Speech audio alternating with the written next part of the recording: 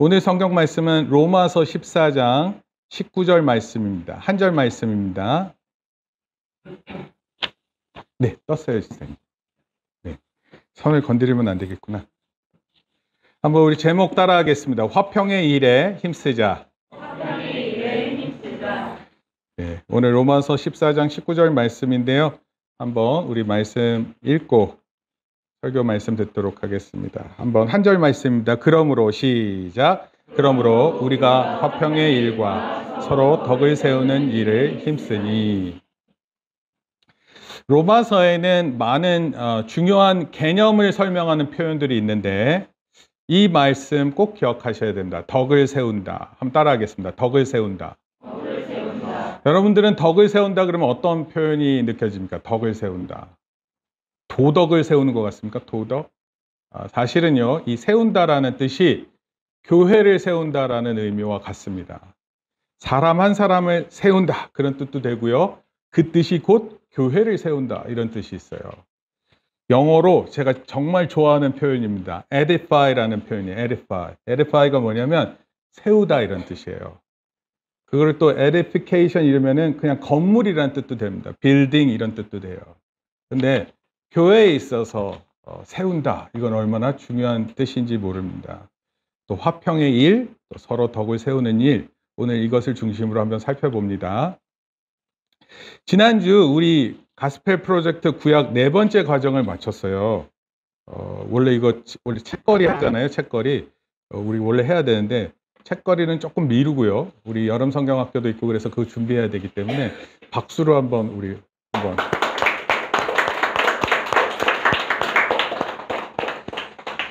구약 4번째 과정 배우는 과정에서 혹시 배웠던 게 기억나는 분들 있어요? 뭐 배웠죠?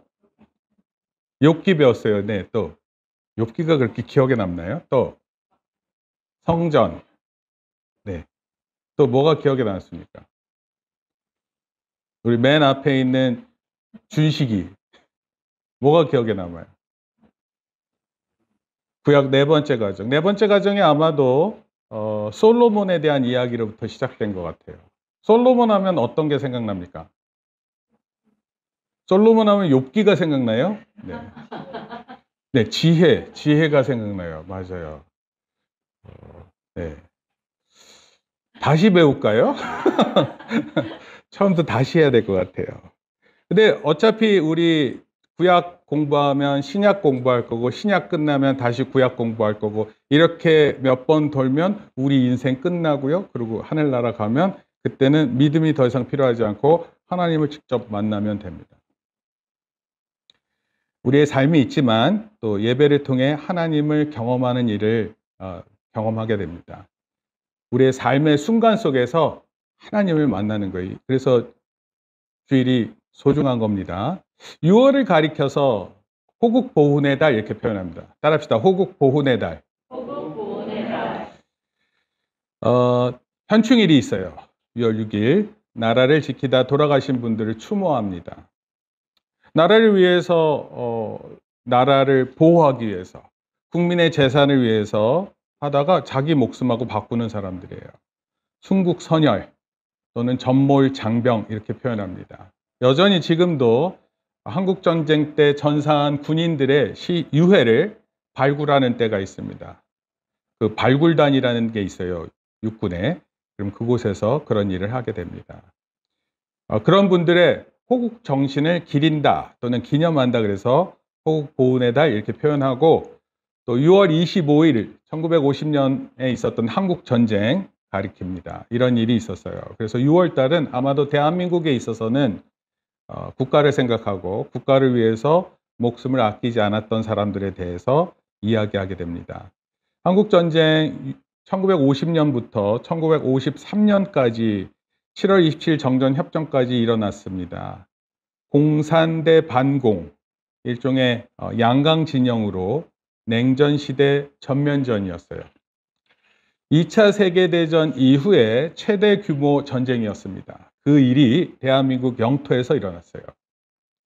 유엔군을 비롯해 당시 중국, 지금은 중국인데 중화인민공화국 또 소비에트 연방이 관여한 전쟁이었습니다. 북한은 중국과 소련이 지원했고 대한민국은 유엔군이 지원했는데 미국, 영국, 캐나다, 튀르키예, 오스트레일리아, 필리핀, 뉴질랜드, 태국, 에티오피아, 그리스, 프랑스, 콜롬비아, 벨기에, 남아프리카, 네덜란드, 룩셈부르크. 이 외에도 다른 여러 지원으로 우리나라를 도운 국가들이 있습니다. 북한군은 총 26만 명, 중국군은 297만 명, 소련 연방이 7만 2천 명, 총 304만 명이 참가했고 대한민국은 59만 명, 미국 179만 명, 유엔국 5만 명, 총 참전 군인 수만 500만 명 이상이었어요. 사망자가 대한민국 군인 13만 8천 명, 민간인 37만 4천 명, 거의 3배 가까웠습니다. 실종자 45만 명입니다. 미국 군인 3만 6천 명, 유엔 군인 3천 명, 총 사망자 수 2.5에서 300만 명 추정입니다. 한국 전쟁은요, 특히 민간인들에게 큰 피해를 준 전쟁이었어요. 그러니까 만약에 제2의 한국 전쟁이 일어나면 될까요, 안 될까요? 네. 다 민간인들인데. 민간인들의 가장 큰 피해를 입었던 전쟁이 바로 한국 전쟁이었습니다. 김명영 목사님이라고 이 한국교회 좀 원로 목사님이시고 아직도 살아계시는 목사님이십니다. 2022년 9월 설교를 제가 이렇게 보게 되었어요. 근데 이 내용이 있어서 여러분들한테 전합니다. 김명영 목사님 북한 출신인데 1살에서 11살까지 북한 신의주 평양에서 살았습니다. 아버지가 목사님이셨어요. 신의주 제2교회 목회하셨다고 합니다. 일본 통치 시대와 공산주의 통치 시대에 자주 감옥에 붙잡혀 가셨어요. 그렇게 감옥에 가셔서 고난을 받다가 결국은 순교하셨습니다. 아버지께서. 근데 이 김명영 목사님이 11살 때 주일 성수하는 거, 주일날 예배 나가는 거, 그다음에 예배에 대한 자유로움, 하나님을 자유롭게 믿을 수 있는 거, 그걸 위해서 아버지를 찾아갔어요. 그리고 아버지한테 얘기했습니다. 아빠, 남쪽으로 갈래요. 그랬더니 아버지께서 감옥에서 대답하셨어요. 그러면 가라. 어머니에게도 찾아갔어요. 남쪽으로 가고 싶습니다. 여러분 11살이면 몇 학년인가요? 4학년. 4학년 때 주일 성수를 생각했어요. 주일 성수. 그 다음에 하나님을 믿는 자유에 대해서 생각을 했고 부모님한테 허락을 받습니다. 엄마, 남쪽으로 갈게요. 그래. 그러면 가라. 그분 표현이에요. 매우 담백하게 그렇게 표현했어요.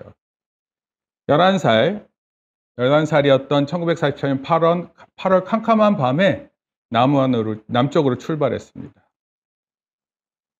김명영 목사님은 그렇게 와서 평생 어떻게 지내왔냐면 원래 북한 출신 사람들이 그렇게 느껴요. 고아처럼 지냈습니다. 그냥 혼자밖에 없으니까. 나그네처럼 살았어요. 가난과 고난, 슬픔과 아픔을 지니고 살았다 그렇게 표현했어요. 원래 이제 북쪽 출신 사람들이 남쪽에 왔었을 때 서러움이 많았습니다. 뭐 아무것도 없으니까요. 배경이 없잖아요. 그리고 그때 그런 결정으로 하나님의 크신 사랑과 축복으로 조금도 부족함이 없는 삶을 평생 살았다고 고백을 했습니다. 그리고 원래 이 김명영 목사님이 한국 교계에 훌륭한 모범을 보여주셨어요. 그래서 그 모범을 통해서 많은 교회가 영향을 받았습니다. 그리고 이렇게 얘기했어요. 처음에는 반일, 반북, 반공산주의자, 반공주주의자가 아니라 반공산주의자. 나중에는 반타종교, 반무슬림주의자가 되었다 이렇게 고백을 했어요. 그러니까 다 싫어하는 거죠. 그냥 자유를 억압하거나 하나님 믿는 것을 방해하는 그런 단체들을 가리켜서 그런데 하나님의 은혜와 사랑, 축복을 경험하면서 그 시각이 바뀌어졌대요. 그래서 친일이 됐고 친북이 됐고 친공산주의가 됐고 친타종교주의자가 됐고 친무슬림주의자가 되었다라고 고백했습니다. 특히 그가 그렇게 조금씩 바뀌어졌었던 근원에는 4명의 인물이 있는데 존 스타트라는 영국의 목사님입니다. 피터 바이어 하우스는 제가 누군지 잘 모르겠어요. 한국의 목사님은 한경직 목사님, 그 다음에 사랑의 원자탄 손양원 목사님이 있었다고 그 목사님이 그렇게 고백했어요. 우리는 누군가로부터 중요한 영향력을 받게 돼요. 그런데 그런 사람이 분명히 있습니다. 고아처럼 살다 혼자 사는 것처럼 여겨지는데 그런 생각이 바뀌게 하는 중요한 인물들이 있습니다. 그가 좋아하는 성경이 시편 102편 2절에서 5절이에요. 한번 읽겠습니다. 나의 괴로운 날에 시작. 주의 얼굴을 내게서 숨기지 마소서. 주의 귀를 내게 기울이사 내가 부르짖는 날에 속히 내게 응답하소서. 내 날이 연기같이 소모하며 내 뼈가 숯같이 탔음이니이다. 내가 음식 먹기도 잊었으므로 내 마음이 풀같이 시들고 말라버렸사오며 나의 탄식 소리로 말미암아 나의 살이 뼈에 붙었나이다. 여러분, 인생을 돌아볼 때 하나님께서 날 도와주셨구나라는 생각이 있지만, 그러나 대부분의 삶은 어떤 거였냐면 하나님 앞에 간절히 나아가는 삶이었어요. 여기 그렇게 표현하고 있어요. 내 날이 연기같이 소멸했다.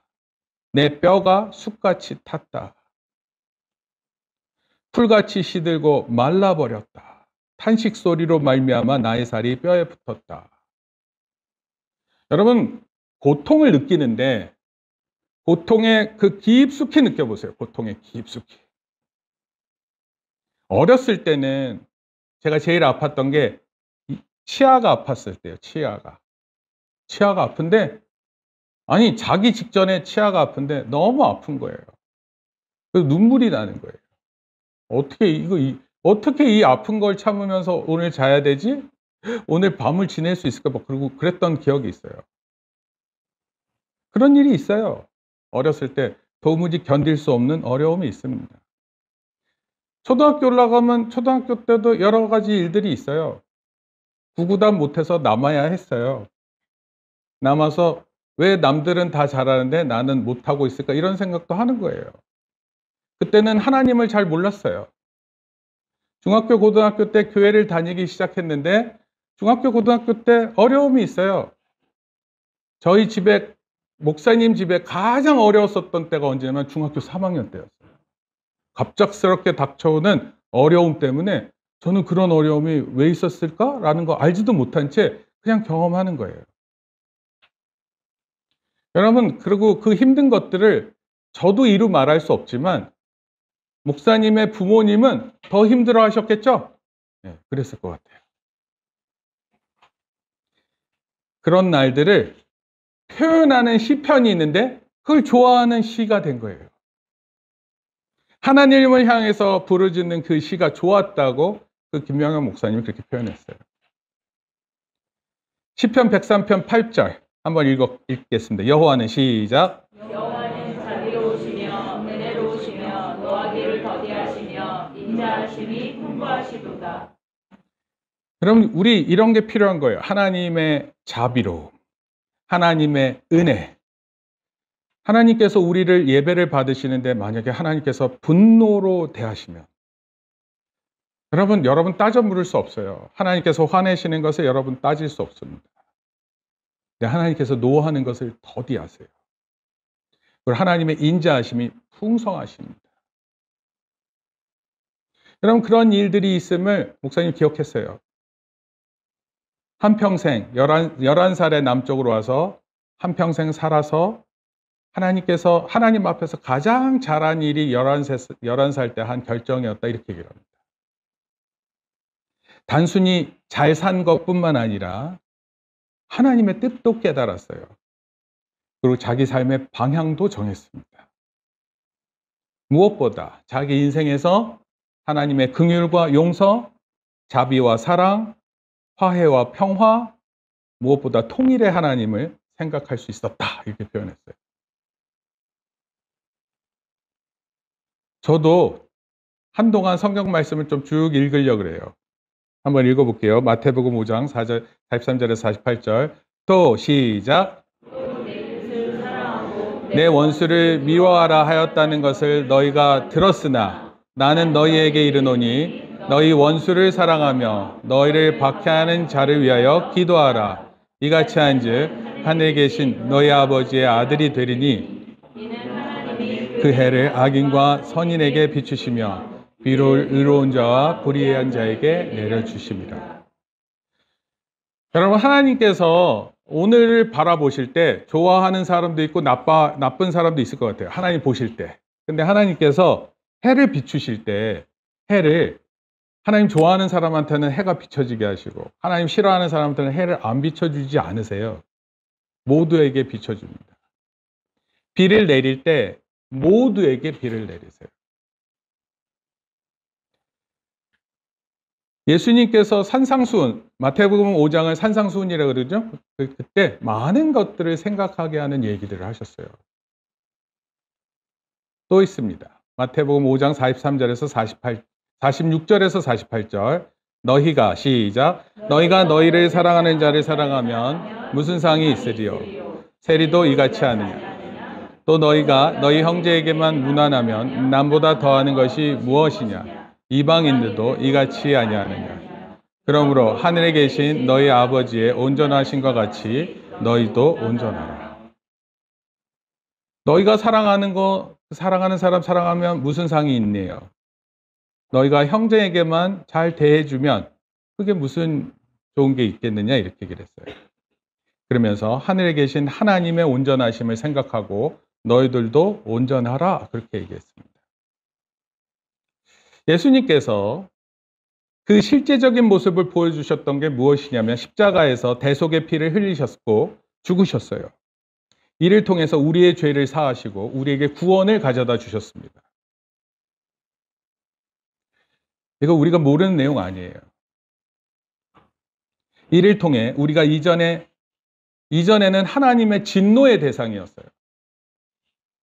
하나님을 만나면 큰일 나는 일이에요. 근데 지금은 하나님을 만나러 또 하나님을 찬송하러 이렇게 와서 하나님과 화해를 나눈 그런 상태가 된 것입니다. 따라서 우리에게 진정한 화해의 의미는 하나님과의 화해예요. 더 나아가 오늘 우리가 어떤 화해와 평화를 이루어야 되는지 또 어떤 통일을 이루어야 하는지 말씀하고 계신다라는 것입니다. 에베소서 말씀도 있어요. 한번 읽겠습니다. 그는 시작. 그는 우리의 화평이신지라 둘로 하나를 만드사 중간에 막힌 담을 허시고 원수된 것 곧 의문에 속한 계명의 율법을 자기 육체로 폐하셨으니 이는 이 둘로 자기의 안에서 한 새 사람을 지어 화평하게 하시고 또 십자가로 이 둘을 한 몸으로 하나님과 화목하게 하려 하심이라. 화평, 화목, 하나됨.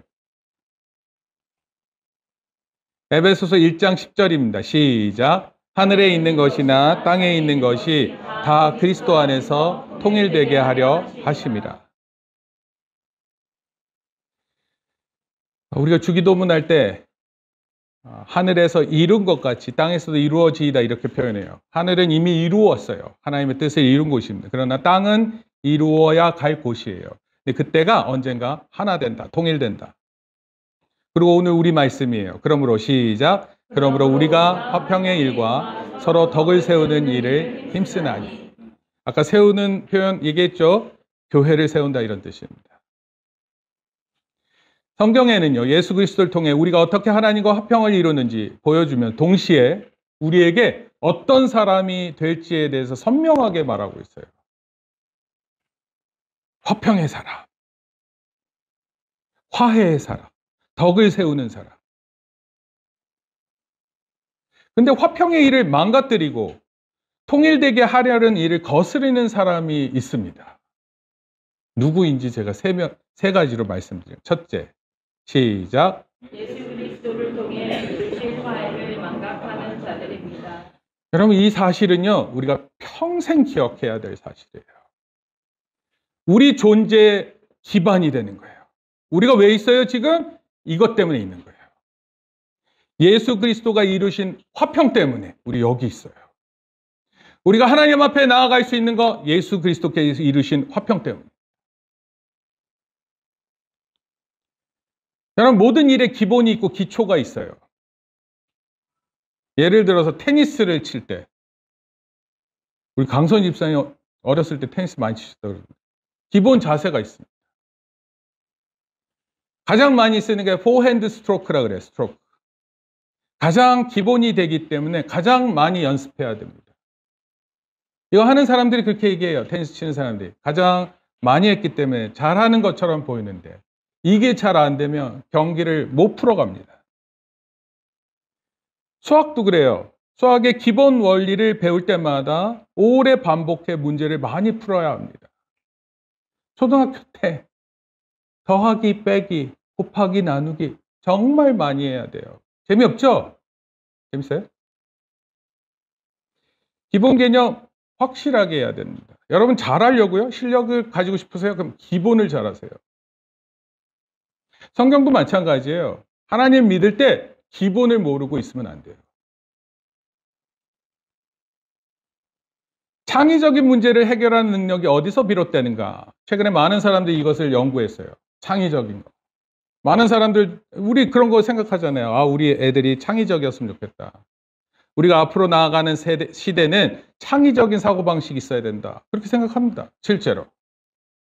그럼 기업들이 2000년도까지는 어떻게 해서 사람을 뽑았냐면 실력 있는 사람을 뽑았어요. 공부 잘하는 사람. 근데 2000년도부터 공부 잘하는 사람만 뽑지 않습니다. 어떤 사람 뽑는지 아세요? 그룹에서 소통이 잘 되는 사람을 반드시 그것을 포함합니다. 사람을 뽑을 때. 자기 생각으로만 똘똘 뭉쳐있는 사람 안 뽑아요. 함께 잘할 수 있는 사람을 뽑습니다. 그런 사람이 실력 있고 그런 사람이 미래에 대응할 수 있는 사람이라고 기업에서 이미 평가했어요. 창의적인 문제를 해결하는 능력이 어디서 비롯될까? 전문가들이 이렇게 얘기했어요. 어떤 한 문제에 순발력 있게 창의적인 대답을 잘하는 능력을 가진 사람보다 오랜 기간 많은 문제들 속에서 찾은 작은 기본적인 대답들이 모였을 때 그러니까 작은 일을 많이 한 사람이 창의적인 사람이 될 확률이 높다라는 겁니다. 큰 일을 한 게 중요한 게 아니라 작은 일을 잘하는 거예요. 기본에 충실해야 돼요. 기본 자세가 중요합니다. 그래서 저 강조합니다. 태도가 중요해요. 자세가 중요합니다. 그리고 그 마음가짐이 전부예요. 특히 예배는 그래요. 하나님 앞에 내가 어떤 자세로 나왔는지, 어떤 태도인지 그 기본을 까먹잖아요. 다시 배워야 돼요. 다시 배워야 돼요. 예수 그리스도께서 화평을 이루셨어요. 왜요? 왜 하나님과 우리 사이를 화해할 수 있게 만들어 놓으셨을까요? 왜? 왜일까요? 그게 없으면 우리 망해요. 하나님과 원수되잖아요? 그러면 이거는 완전히 망하는 존재가 되는 겁니다. 이것이 가장 기본이 되기 때문에 그렇습니다. 만약에 이 기본을 엇나가잖아요? 하나님에 대한 이 화평의 의미를 모르잖아요? 그러면 그 뒤에 뭘 잘하는 게 의미가 없어요. 의미가 없습니다. 하나님과 화평의 관계를 잊지 말아야 해요. 예배의 중심은 여러분이 이 자리에서 하나님과의 화평에 집중하는 거예요. 만약에 하나님을 대하는 것이 두렵잖아요? 그거는 화평의 관계가 아니에요. 여러분, 화평의 관계라는 건 뭐냐면 우리를 용서하셨다. 그리고 우리를 용납하셨다 이런 뜻이에요. 내가 더 이상 분노의, 진노의 자녀가 아니다라는 뜻입니다. 여러분, 그래서 우리가 기도하잖아요. 예배할 때 기도해요. 우리 마음에 더럽고 추한 거 있잖아요. 한 주간 살면서 못된 것들 많잖아요. 못된 짓들 많잖아요. 못된 말들 많잖아요. 그거 하나님 앞에 용서를 구해야 돼요. 하나님, 제가 이런 마음 먹었습니다. 저 이런 표현하고 살았어요. 기본적인 태도가 다 망가졌습니다. 하나님, 저 어떻게 해야 되나요? 용서를 구하는 게 이게 기본입니다. 만약 그런 태도가 없다면 여러분들은 자신의 행동과 말이 옳다 생각하게 될 거예요. 자기중심적인 생각이 시작되고요. 여러분, 하나님 안에 있어도 언제든지 자기중심적으로 바뀔 수 있어요. 여러분, 성경을 읽을 때마다 보이는 게 뭡니까? 하나님을 잘 믿는 사람도 순간에 잘못된 결정으로 악에 노출되는 거예요. 내 마음이 악에 휘둘리는 것입니다. 그러나 우리 예배는요, 하나님 앞에 내 영혼이 지금 우리가 단체로 이렇게 모여 있는 것처럼 보이지만 사실은 여러분 한 영혼이 하나님을 만나는 거예요. 그리고 그 사실에 우리 신앙이 세워져야 하는 것입니다. 그리고 내가 하나님 앞에 진실함으로 나아가는 거예요. 따라서 이 예수님, 하나님과 우리를 화해시킨 일을 반드시 기억해야 합니다. 이거를 기억하지 못하는 사람은 화해를 이루지 못하고 일치를 이루지 못하고 통일을 저해할 수 있습니다. 둘째, 같이 읽겠습니다. 시작. 대한민국 역사 속에서 하나님께서 이루신 일을 망각하는 자입니다. 제가 대한민국 역사를 다 말하려고 하지도 않을 뿐만 아니라 또 다 말하는 것이 의미도 없습니다. 그러나 분명히 요약해서 생각할 일이 좀 있어요. 여러분, 국가와 국민 사이에 밀접한 관계가 있습니다. 그에 따른 국민적 의무가 있고 국민에게 있는 권리가 있어요. 이게 되게 기본적인 내용이에요. 국민의 4대 의무가 있습니다. 국방의 의무, 납세의 의무, 교육의 의무, 근로의 의무입니다. 국민의 권리가 있어요. 국가는 인간 존엄과 가치를 지켜줘야 되고 행복 추구권을 가질 수 있게 해주고 평등권, 기본권, 선거권을 보장해야 합니다. 국가로서 또 국민으로서 해야 할 본분이 있는 거예요. 그 책임이 있는 겁니다. 가장 대표적인 게 남자 군인 가는 거죠. 군대 가서 국방의 의무를 다하는 겁니다. 가장 젊은 시절 아니에요. 대부분 대학교 1학년 마치면 가든지 아니면 그 시기에 다 군대를 다녀옵니다. 얼마나 좋은 때예요. 심지어 BTS의 경우 가장 돈 많이 벌 때, 그리고 가장 인기 있을 때 국방의 의무를 감당하는 겁니다. 만약에 그렇지 않았었을 때는 국방의 의무를 다하지 않은 이유로 많은 피해를 또 받기도 합니다. 여러분, 하나님께서 이 대한민국에 태어나게 하신 이유가 뭘까요? 두 가지로 생각해 보려고 그래요. 첫째는 나라 사랑이에요. 이 국가에 태어났어요. 왜요? 나라를 사랑하기 위해서. 이스라엘이라는 나라를 사랑했듯이 또 하나님께서 선택하셔서 그 나라를 부강하게 하셨듯이 오늘 우리로 이 땅에 태어나게 하신 것은 나라를 사랑하기 위함입니다. 어느 부모는 자식 이름을 대한민국 만세 이렇게 줬어요. 알죠? 걔네들이 벌써 초등학교 6학년이 됐다고 합니다.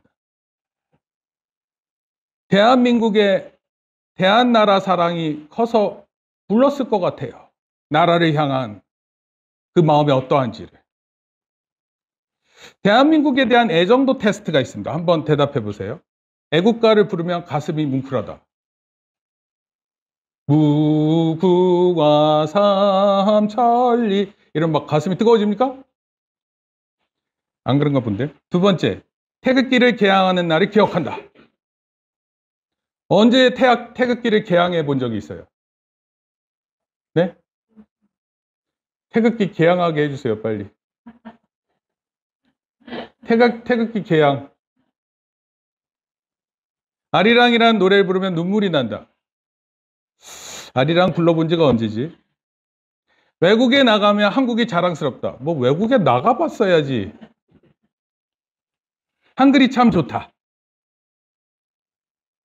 근데 국어 시험을 보면 왜 이렇게 못 보는지. 6번, 문화유산의 긍지를 느낀다. 대한민국이 가진 문화유산 이렇게 생각하면 와.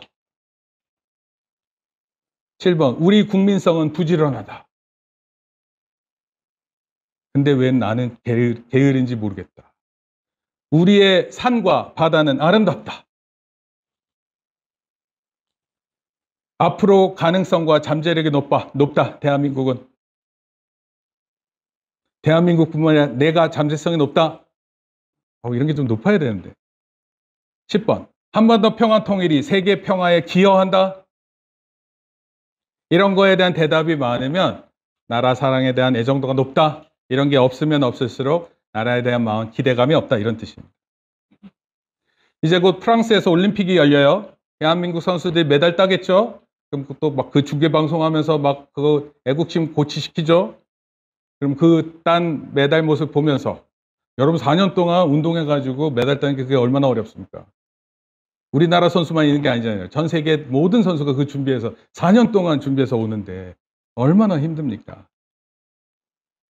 반면에 안 좋은 일이 생길 수 있어요. 국가에 재난이 있거나 또 위기가 있으면 애국심이 극강합니다. 그러면 어떻게 해요? 대한민국을 비난하고 욕하기도 합니다. 근데 기억해야 돼요. 뭐를요? 호국보훈의 달 있었죠? 국가가 위기와 재난 속에 있을 때 자기의 목숨을 바쳤던 희생을 기억해야 합니다. 여러분, 이게 나라를 위한다라는 게 자칫 이거 괜히 아무 의미 없는 죽음 아니에요? 그렇게 말할 수 있을지 몰라요. 그렇지 않습니다. 국가가 존립하지 않으면 개인은 없는 거예요. 그렇지 않나요? 특히 한국전쟁으로 가족을 잃고 헤어져서 평생을 힘들게 지내온 분들의 아픔이 있어요.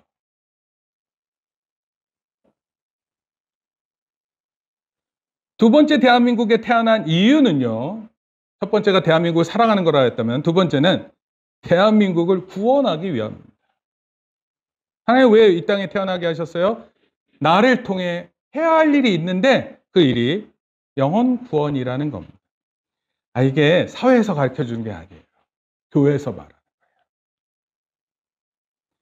사람마다 다른 의미의 대한민국이지만 기독교인들에게 있어서 대한민국은요. 구원의 대상이라고 생각하는 것입니다. 모르겠어요. 여러분들이 어떻게 생각하는지, 또 어떤 의미를 갖고 있는지. 바울이 신약 성경에서 이방인의 구원을 위해 선교 여행을 다녔습니다. 그런데 그때마다 자기 민족에 대한 뜨거운 마음이 드러나요. 하나님의 뜻이 이방인의 구원을 위한 방향임을 이렇게 다 읽는데, 그래서 이방 선교 여행을 다니는데 동시에 자기 민족이 배척당할까 봐, 하나님으로부터 진노의 자식이 될까 봐 그걸 걱정하면서 자기 나라를 생각합니다. 자기 민족을 생각해요. 마찬가지로 우리도 조국을 사랑하는 겁니다. 이 조국 사랑이 큰 사람이 또 어떻게 되는지 아세요? 조국 사랑이 큰 사람이 다른 나라도 구원의 대상으로 삼는 거예요. 저희 대한민국도 못 살던 때 선교사님들이 좋은 교육 받아가지고 그리고 의술을 가지고 의사예요. 의사인데 조선에 와서 서양 의학을 그렇게 존중하지도 않는 시기에 찾아와서 온갖 어려움 겪고 지내셨어요. 딱 한 가지예요. 조선의 구원을 위해서. 여러분, 하나님께서 어떻게 우리나라를 이끌으셨는지 기억하는 겁니다. 셋째, 한번 읽겠습니다. 시작. 우리 미래 시대의 화해와 평화의 목표를 망각하는 사람들입니다. 가장 근본적인 것은 하나님과의 화해를 이루는 것을 망각하는 거고요. 두 번째는 우리가 속한 곳에서 화해를 이루는 것. 세 번째는 어른들은 이제 미래가 얼마 안 남았잖아요. 어떻게 우리 강선희 집사님 한 50년 드리면 돼요? 미래? 50년 남았습니까? 그런 것 같아요.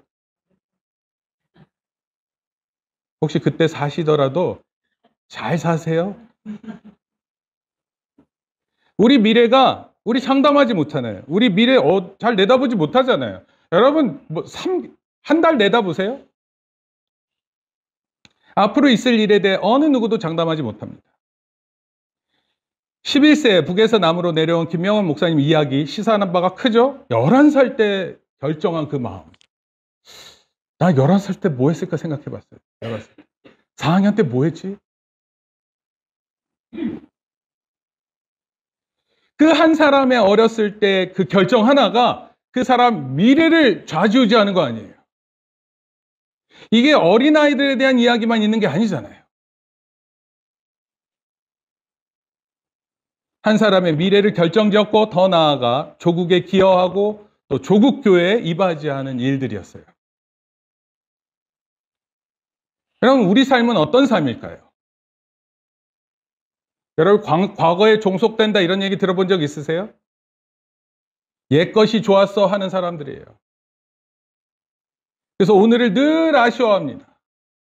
오늘의 부족함을 늘 생각해요. 그래서 과거를 그리워하는 거예요. 아니면 현실 문제에 파묻혀 살아서 허덕이는 겁니다. 늘 부족하고 늘 준비하기 바쁘고 내 앞에 있는 일도 좀처럼 해결하지 못하는 거예요. 그러니까 뭐예요? 현실 속에서 위로에 급급한 겁니다.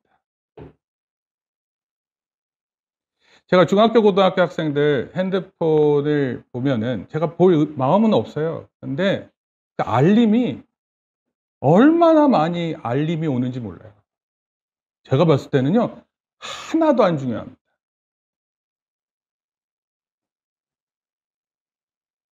목사님이 중고등학교 시절에는 핸드폰 없었죠. 삐삐도 없었어요. 삐삐가 뭐 메시지 좀 전화하라는 건데. 어떻게 하면 친구랑 통화가 되냐면 전화기를 통해서 전화를 걸어요. 그래서 제가 그때 제일 잘했던 게 친구들 전화번호를 다 외우고 있었어요. 집 전화번호, 핸드폰 번호 말고요. 지금 무슨 다 번호 안 외우잖아요. 근데 그때는 다 외웠습니다. 제가 초등학교 시절 살던 집 전화번호도 아직도 기억해요. 서울 종로구에 있었던 72에 0727. 이게 말이 됩니까?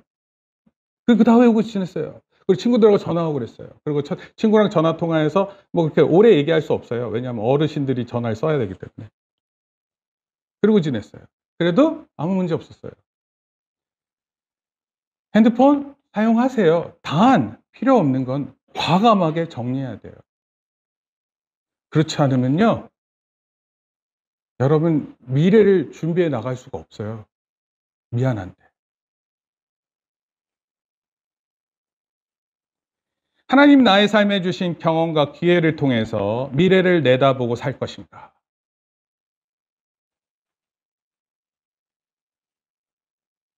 저는 몇 가지 미래를 지금 생각하고 있어요. 몇 가지 미래. 교회를 향한 생각도 있어요. 현실 속에서는 불가피한 고통 속에 있어요. 어쩔 수 없습니다. 부족할 땐 부족한 대로 있어야죠. 어려울 땐 어려울 대로 있어야 되는 거예요. 그렇지만 인내합니다. 동시에 미래를 향한 꿈을 포기하지 않아요.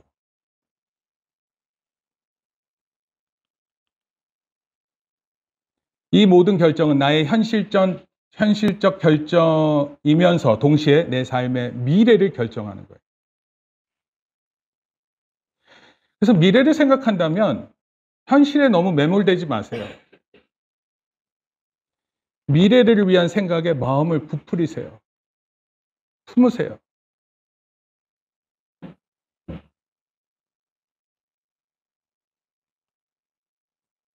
화해를 향한 제언입니다. 자신을 바라보면서 너무 가혹하게 대하지 마세요. 난 이렇게 받아도 싸. 난 이런 어려운 상황에 있어도 마땅한 거야. 너무 자신을 자책하지 마세요. 자신의 경험과 생각을 고집하지 마세요. 기본적으로 우린 너무 모르는 게 많아요. 타인을 향해서 너무 쉽게 판단하지 마세요. 가능하면 이해하려고 노력하세요. 화해와 평화와 하나 된다라는 생각이 더 중요하다는 사실을 알고 그렇게 생각하고 행동하려고 노력하세요. 결론적으로 말씀드릴게요. 시편 133편 1절에 한번 읽습니다. 시작. 형제가 연합하여 공로함이 어찌 그리 선하고 아름다운고. 또 시편 148편입니다. 해와 달아 시작. 해와 달아 찬양하며 광명한 별들아 찬양할지어다. 모든 작은 산과 과목과 모든 백향 목이며 짐승과 모든 가축과 기는 것과 나는 새며 여호와의 이름을 찬양할지어다. 여러분, 이거는 좀 분명히 할 수 있으면 좋을 것 같아요. 내 삶이 어떻든지 상관없이 하나님 찬양하는 일은 정말 모든 것을 투자해서 노력해야 돼요. 하나님을 예배하는 일에 대해서는 모든 걸 다 제쳐두세요. 내 일에 모든 것을 다 제치는 게 아니라 하나님을 예배하는 일에 있어서는 다 제쳐두세요. 왜냐하면 그게 타당하고 마땅하고 그게 가장 기본이 되기 때문에 그렇습니다. 성부, 성자, 성령 하나님께서 지금도 구원받을 영혼을 위해 계급과 종교, 이념과 신념을 초월해 긍휼과 용서를 베푸십니다. 그렇게 기도하세요. 첫째는 남을 위한 기도도 있지만 먼저는 자신을 돌아보세요. 하나님, 저를 불쌍히 여겨주세요. 뭘 안다고 진짜 소위 깝치는데 그런 행동이 먼저 앞서지 않게 해주세요. 겸손한 가운데 기다리게 해주세요. 또 우리 민족을 불쌍히 여겨주세요. 우리를 화해의 도구로 사용해 주세요. 평화의 도구로 써주세요. 통일의 도구로 사용해 주세요. 목사님 어렸을 때만 하더라도 우리의 소원은 통일 이런 게 되게 흔한 노래였어요. 지금요? 없어요. 박근혜 정부 때 박근혜 대통령이 통일은 대박, 그 이후로 통일에 대한 이야기가 없습니다. 문재인 정부 때 어설프게 종전선언할 뻔했어요. 근데 그 뒤로 강대강입니다. 그럼 제2의 한국전쟁은 생각하면 안 돼요. 그거는 되게 어리석은 거예요. 또 다른 500만 명이 죽으면 이번에는 다시 세워지기가 어려워요. 예수님의 재림이 이 세상과 온 우주의 역사와 화해와 평화와 하나됨을 이룰 것이라고 비전을 담고 우리가 생각해야 돼요. 한편으로는요, 제가 설교를 준비하면서 이런 마음이었습니다. 우리 아이들 있잖아요, 옆에. 한번 보세요. 우리 지금 기성세대 말고 우리 주변에 보세요. 무슨 기대감이 있으세요? 기대감? 어떻습니까? 우리 보성이 보면 어떤 기대감이 있습니까? 잘 자라고 있다. 건강하게 큰다는 생각이 있어요. 그 외에는 잘 모르겠습니다. 우리 민서, 우리 도윤이, 우리 차세대 주자 장예린,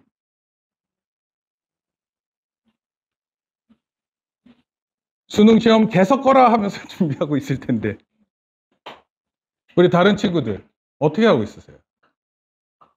여러분, 하나님의 사람 어떤 사람인 줄 아세요? 내 일에 찌들려서 아무것도 그런 거 아니에요. 하나님의 사람들은요, 그 마음에 하나님 품고 있어요. 그리고 하나님이 원하시는 일들이 뭔지 우리에게 자꾸 보여주고 계세요. 그런데 어떻게 우리가 단지 내 삶에만 포커스를 맞추고 살아요? 그럴 수 없어요. 하나님 우리를 자꾸 부르세요. 하나님 무엇을 봐야 되는지 자꾸 보게 하세요. 여러분, 화해, 평화, 통일 이런 큰 주제를 자꾸 던지세요. 여러분, 저는요, 이스라엘이 포로로 잡혀갔었을 때, 당장 포로로 잡혀갔을 땐 돌아올 수 없어요. 당장 돌아올 수 없는 거 너무 확실히 알아요.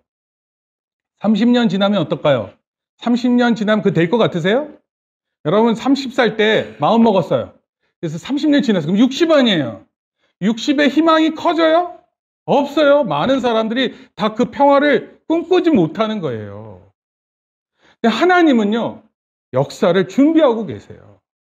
그리고 하나님은 하나님의 일을 하실 때 하나님 혼자서 하지 않으세요. 사람을 통해서 하세요. 그러니까 우리가 이렇게 기도해야 돼요. 하나님, 제가 하나님의 도구로 쓰임받게 해주세요. 전 잘 모르겠어요. 뭐가 뭔지 모르겠습니다. 근데 하나님 도구로 쓰임받게 해주세요. 이거 기도해야죠, 이거. 그리고 그런 사람들을 통해서 하나님 나라 이루시는 줄 믿고, 만약에 그런 하나님의 사람이 인도하면 따라가셔야 돼요. 무슨 소리야? 내 마음대로 살 거야. 이러지 말고 하나님의 인도하심을 바라보고 믿음으로 따라가셔야 합니다. 그런 비전을 담고 살아야 해요. 제가 계시록 말씀 한 절 읽고 마무리합니다. 계시록 7장 9절에서 12절. 2일 후에 시작. 2일 후에 내가 보니 각 나라와 족속과 백성과 방언에서 아무도 능히 셀 수 없는 큰 무리가 나와 흰 옷을 입고 손에 종려가지를 들고 보좌 앞과 어린 양 앞에 서서 큰 소리로 외쳐 이르되 구원하심이 보좌에 앉으신 우리 하나님과 어린 양에게 있도다 하니 모든 천사가 보좌와 장로들과 내 생물의 주에 서 있다가 보좌 앞에 엎드려 얼굴을 대고 하나님께 경배하여 이르되 아멘. 찬송과 영광과 지혜와 감사와 존귀와 권능과 힘이 우리 하나님께 세세토록 있을지어다. 아멘 하더라. 예. 언젠가 그런 일이 있는 거예요. 우리도 준비돼서 그 하나님께 영광 돌리는 삶이 되는 거예요. 지금 통일에 대한 게 뭐 보이지 않습니다. 제 마음 가운데 너무 깊이 있게는 할 수 없지만 그러나 통일에 대한 생각을 말하고자 화해, 화평, 평화에 대한 주제로 오늘 주제 설교를 했습니다. 자, 6개월을 잘 마무리하고 또 새로운 6개월을 잘 준비하는 주의 성도들 되기를 축복합니다. 기도하겠습니다. 하나님 아버지 감사합니다. 한 해의 절반을 보내면서 또 우리 가스펠 프로젝트 구약 4번째 공간을 마무리하면서 주제 설교로 화평에 힘을 쓰자라고 주의 말씀을 살펴보았습니다. 하나님, 우리가 많은 일을 하고 지내지만 하나님 원하시는 일이 무엇인지 읽게 하시고 깨닫게 하셔서 미래를 잘 준비하고 대비하는 하나님의 사람들 다 되게 복내려 주시옵소서. 우리에게 복 주신다고 약속하셨고 복의 근원이 되겠다고 말씀하셨습니다. 하나님, 그런 일이 일어날 줄 믿습니다. 또 그 일을 위해 우리가 힘쓰게 싸우니 주여 우리를 불쌍히 여겨 주시옵소서. 감사를 드리며 예수님의 이름으로 기도합니다. 아멘. 이제는 우리 주 예수 그리스도의 은혜와 하나님 아버지의 크신 사랑과 성령님의 감화 감동 교통하심이 예수 그리스도를 통해 우리가 하나님과 화해를 이루고 또 더 나아가 하나 되고 또 통일을 이루는 그러한 미래를 내다보는 것이 우리의 참 소명인 줄 믿고 돌아가는 성도들 머리 위에 또 우리 사랑하는 자녀들 머리 위에 이제부터 영원토록 함께 있을지어다. 아멘. 우리 박수로 하나님께 영광 돌립니다.